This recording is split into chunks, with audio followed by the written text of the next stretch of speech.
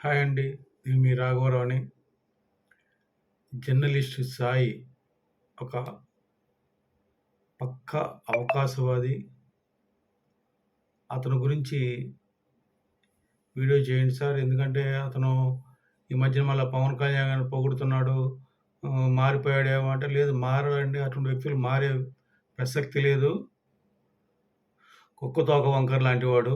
ఎలకతోక మనం ఏడాది పాటు ఉతికినా కూడా అది నలుపే వస్తే తెలుపు మారదు. అలాగే సాయి అనే వ్యక్తులు జర్నలిస్ట్ సాయి కావచ్చు, అట్లా చాలామందున్నారు. మారలేదన్నాను.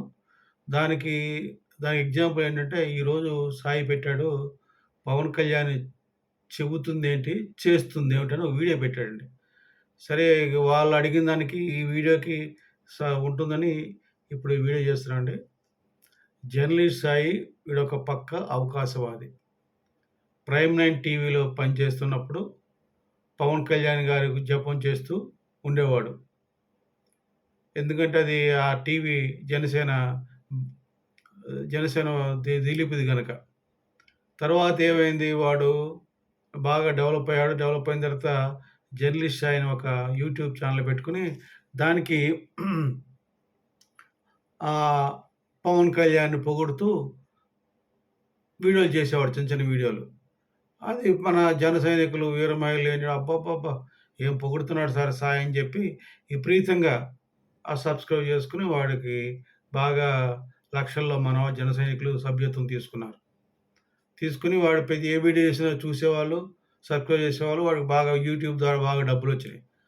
డబ్బులొచ్చేసరికి తలపొగరెక్కిందండి. తలపొగరెక్కి తర్వాత ఏం చేశాడు, తర్వాత మొత్తం పీక్ అంటే బాగా మన ఇప్పుడు 'దిల్ రాజు' నేను పై టాప్ లెవెల్‌లో ఉన్నాడన్నాడు చూసారా? అలా వీడు కూడా ఆ లెవెల్‌కి వెళ్ళిపోయి ఏం చేశాడు, జగన్ పంచం చేరాడు. జగన్ పంచం చేసి చేసేసరికి వాళ్ళేదో బిస్కెట్ ముక్కలేసారు. దాంతోటి జగన్ పొగడడం మొదలుపెట్టాడు. ఇంకా వాళ్ళు బిస్కెట్ ఏయడం మొదలుపెట్టాడు.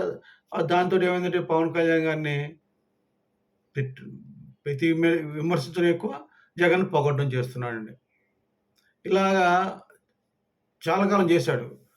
మన జన సైనికులకి అర్థం కాలేదు. ఏంటంటే వీడు పవన్ కళ్యాణ్ పొగిడేవాడు ఇట్లా సడెన్‌గా మారిపోయాడు. సడెన్‌గా మారిపోరండి. వాళ్ళ మనసులో భావం ఉంటుంది. వాళ్ళు ఉపయోగించుకుంటారు. లక్షల్లో సభ్యత్వాలు సబ్స్క్రైబ్ చేసుకుంటే వాళ్ళు యూట్యూబ్‌లో బోలెడు డబ్బులొస్తాయండి. దానికోసమే జన సైనికులను అందరూ వాడుకుంటున్నారండి. చాలామంది పవన్ కళ్యాణ్ పేజీ వీడియోలు చేసి సబ్స్క్రైబ్ పొందుకొని వాళ్ళు లక్షల్లో డబ్బులు దొబ్బుతున్నారు. మనకి పవన్ కళ్యాణ్‌కి మనకి టోపీ పెడుతుందని గ్రహించమని వీడియో ద్వారా వేడుకుంటున్నాను నేను. నిదానంగా తర్వాత కొంతకాలానికి ఈ జర్నలిస్ట్ సాయి గాడు మనకు వ్యతిరేకంగా తెలుసుకున్నారు. సభ్యత్వాలు స్లోగా బయటకొచ్చాయి. సభ్యత్వం క్యాన్సిల్ చేసుకున్నారండి. తర్వాత కూటమి ప్రభుత్వం గెలిచింది. కూటమి ప్రభుత్వం ఏర్పడిన తర్వాత జర్నలిస్ట్ సాయి వీడియోలు ఎవడు చూడడం మానేశాడు. ఎందుకంటే మన జన సైనికులు బయటకొచ్చేసారు. సభ్యత్వం తగ్గిపోయింది. సభ్యత్వం లేకపోయేసరికి ఏం చేయాలి? ఎలాగా ఆ పేటీఎం బ్యాచ్ వీడి వీడియోలు చూడరు కదా! అప్పుడంటే జగన్మోహన్ రెడ్డి బిస్కెట్‌లేసాడు గనక ఆ బిస్కెట్‌ల కోసం చూసేవాళ్ళు. ఇప్పుడు వీడియోలు చూసేవాళ్ళు లేకపోతే ఏమైంది? మళ్ళీ నిదానంగా పవన్ కళ్యాణ్ గారి కోసం వీడియోలు పెడుతున్నాడు. పవన్ కళ్యాణ్ గారు కాస్త కాస్త చిన్న చిన్న వీడియోలు పెడుతున్నాడు ఈ మధ్యన. అది చూసి మనోళ్ళు సార్ చాలా మారిపోయాడు సార్ అని. మారాడు బాబు. చూడండి, మీరు గమనించిన 2, 3 వీడియోల ముందు కూడా చెప్పాను నేను. ఎటువంటి పరిస్థితుల్లో జర్నలిస్ట్ సాయి లాంటి వ్యక్తులు మారరు. పుట్టుకతో పుట్టిన బుద్ధి పుడకలతో చనిపోయేటప్పుడు పోతుంది. అట్లాగే ఇతనొకడు, ప్రసాద్ అనొకడు ఉన్నారండి కొంతమంది దుర్మార్గులు. వాళ్ళు ఎప్పుడు కూడా విషం కక్కుతుంటారు. రామకృష్ణ ఒకడు, వాళ్ళు కొంతమంది వ్యక్తులు, రామకృష్ణ అంటే సిపిఐ రామకృష్ణ అండి. నేనెందుకు చెప్తున్నా అంటే ఇటువంటి వ్యక్తులు ఖచ్చితంగా సమాజానికి ద్రోహం చేస్తుంటారు. వాళ్ళకి మనస్సాక్షి ఉండదండి వాళ్ళకి.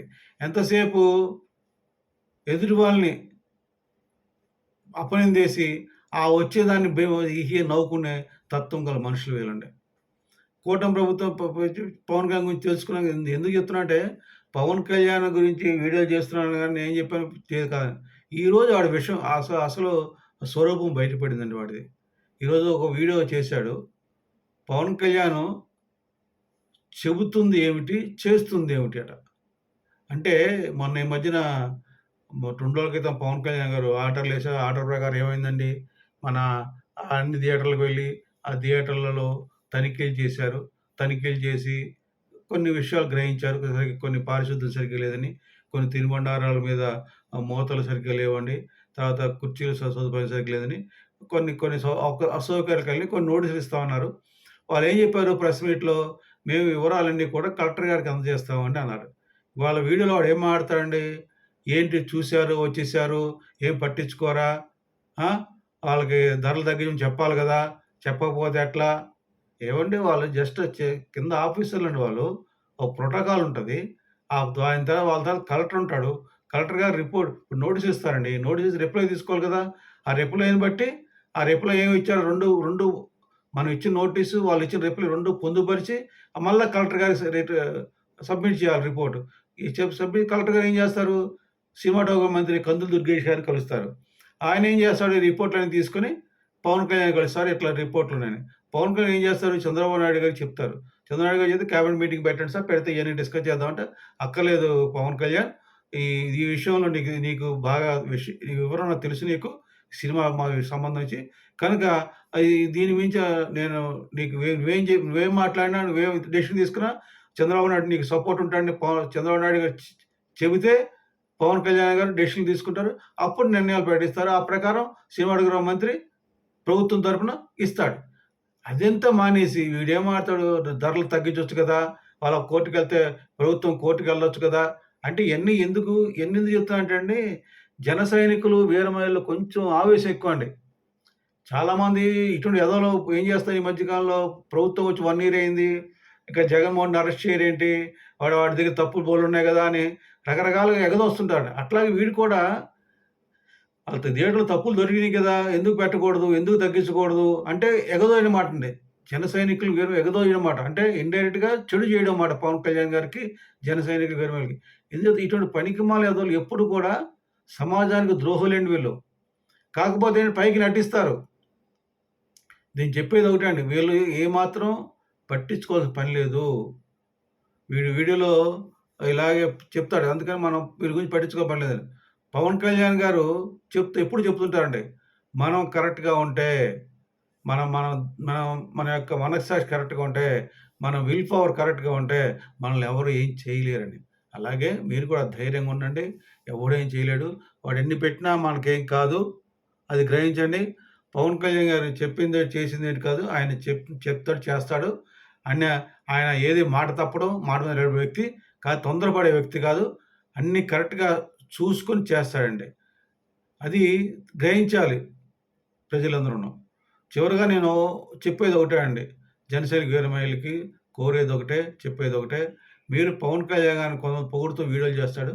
ఆ వీడియోలు చూసేసి మీరు సంతోషించి సబ్స్క్రైబ్ చేసి మీరు ఆనందపడమాకండి దయచేసి. మీరు గమనించండి. తొందరపడి వీడియోలు చూడమాకండి. ఒకటికి 2 సార్లు మీ ఫ్రెండ్స్ ఏమైనా చూసి చెప్పారని ఏమైనా అనిపిస్తే, చూస్తే మీరు గమనించండి.